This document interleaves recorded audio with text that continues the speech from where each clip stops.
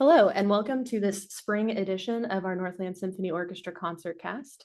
I am Andrea Johnson. I am in the violin section of the Northland Symphony Orchestra. And I'm Jim Murray. I'm the music director and conductor. And we are talking about our concert coming up Saturday, April 11th. Not Sunday. This is our Saturday concert at 7:30 p.m. Correct. Also different, Yep. And at Pine Ridge Presbyterian Church.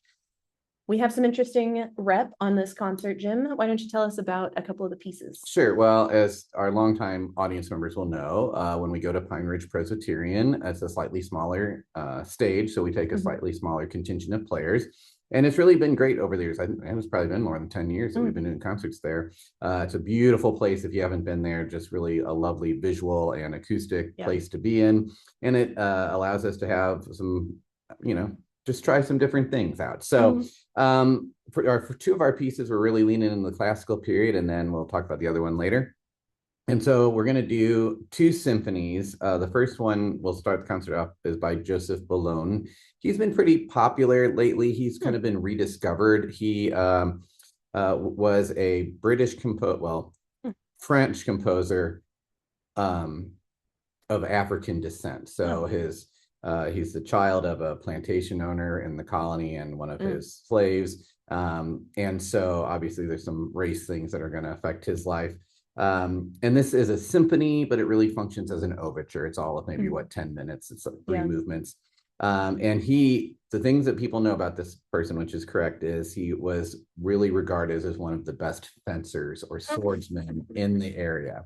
He also served in the French military. So he actually has, oftentimes when you see his name, it's followed by Chevalier de Saint George, which is Knight of Saint George, and it's an honorific, but it's not an honorific that's given to you. You earn it over time, and he earned it with his service to the French military and all of that.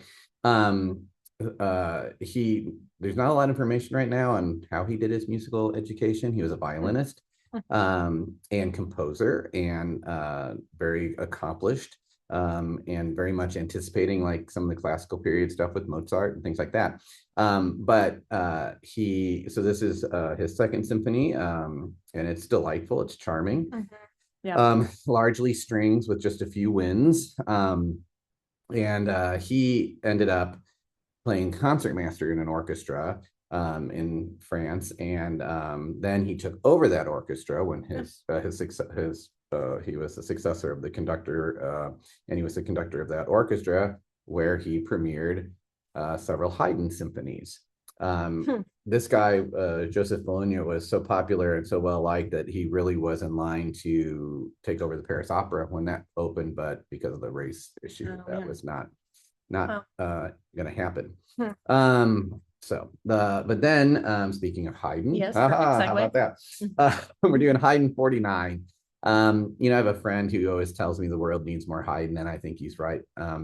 There's a lot I love about Haydn, and he has such a great sense of humor, and this is a fascinating symphony. The subtitle, The Passion, is not from Haydn.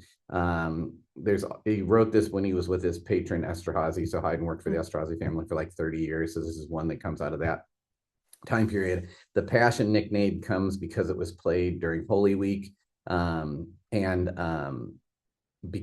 in a place where they didn't really want to have secular music. So I think they just right. A little bit of everything. Exactly. But there's also a fascinating note on one of the scores that it was used for what I would call incidental music or music to support a play. And it was a comic play about a Quaker. But it's an F minor. It is an F minor. So it is pretty, I don't know if it's melancholic or just serious, but it's kind of part of the storm and stress movement in literature and all that stuff through there. Forms a little old school. He's harkening back to some old different forms. There's still some humor in the way he constructs some of the stuff. I absolutely love it. I think it's gonna be great, and great in that space as well. And was the timing a factor at all? Because we are recording right now during Holy Week. No, I know we're doing this right now. No, that was just a happy coincidence. Gotcha. Haydn, all classical music, it's very like transparent and not maybe technically difficult, but it does challenge the orchestra, I would say, to be really sensitive to those kind of classical approaches and smaller numbers. So, Mhm. yeah, absolutely. Yeah, it's beautiful.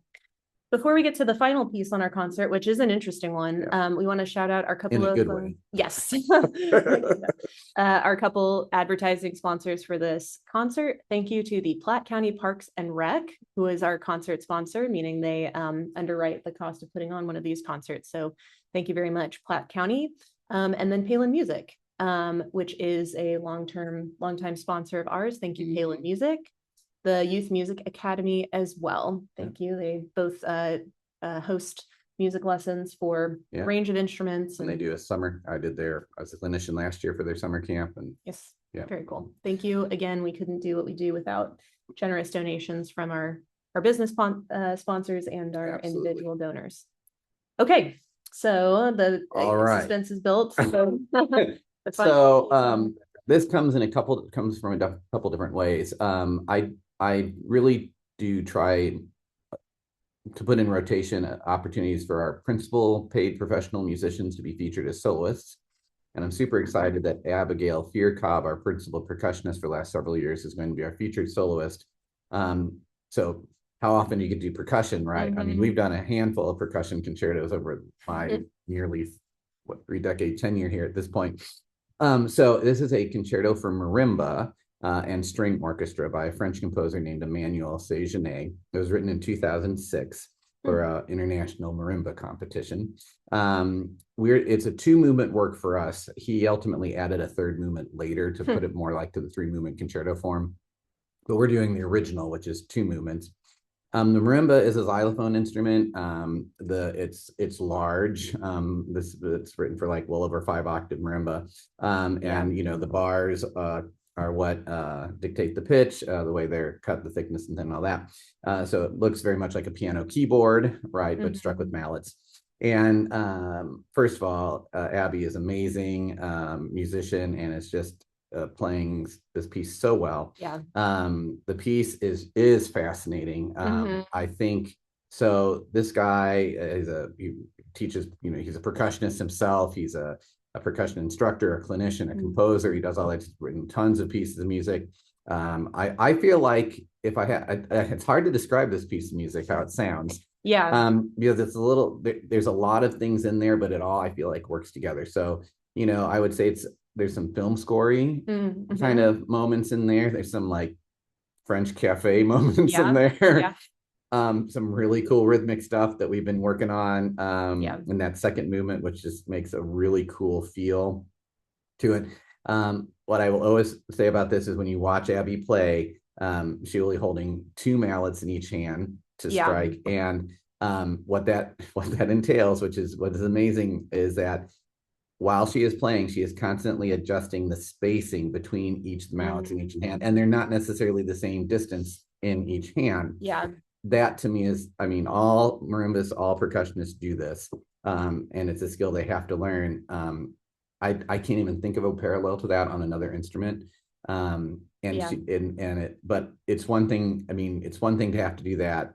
It's another thing to have to do it, when you're in front of the audience and you're doing this concerto and you're playing like, I don't know how many notes she plays. It's a lot of it is staggering. And even from my point of view as a conductor watching the score, and I'm like watching the solo marimba part go by, I'm like, that is just phenomenal. So I think all the pieces are great. I think the reason to come to this concert is this marimba concerto, because number one, how often are you going to have the opportunity to see a work like this done and done at such an amazing level?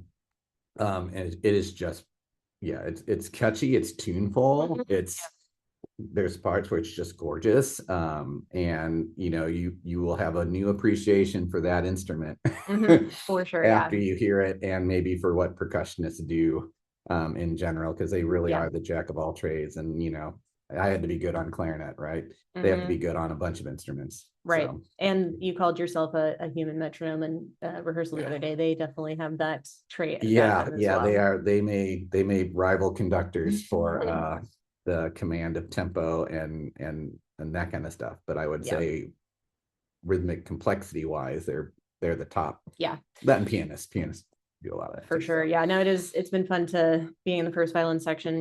We can we have a view of what she's doing. Oh, yeah, She's you are using the right whole next to her. instrument. Yeah. Yeah, from the Oh, tippy top to the very deepest absolutely. notes. So Yeah. she's walking back and forth behind that thing. Yeah. So I think it's going to be, it'll be visually fascinating to watch her do what you just said. And it's really lovely. So. Yes.